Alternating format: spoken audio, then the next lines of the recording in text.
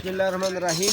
ये रिंगें बना रहा हूँ और ये जो है ना, देखें कि ये रिंग बना रहा हूँ मैं। ये तीसरे पुल के लिए रिंग बना रहा हूँ।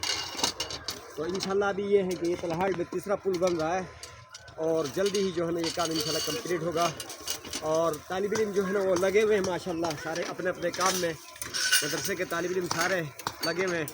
इनका कमाल है कि इन्होंने इससे पहले भी 3 पुलों में काम किए हैं और ज़बरदस्त किस्म के जो हैं इन्होंने पुल बनाए हैं माशाल्लाह। तो यहाँ की शदीद किस्म की ज़रूरत थी इलाके वालों की भी, हमारी भी।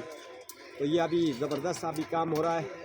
ये रिंग देखो ना कैसे बनाए जाते हैं, ऐसे बनाए जाते हैं, लंबे लंबे बड़े बड़े रिंग बनाए जाते हैं ये।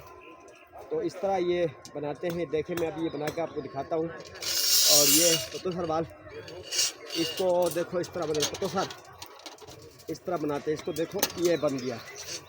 और फिर आगे वो जो उधर बंदे हैं ना उनका भी निकाल। ये देखो ये बन गया। ये देखो ये बन गया। ये देखो ये जो है ना ये बड़े बड़े रिंग होते हैं ये पुल के ना।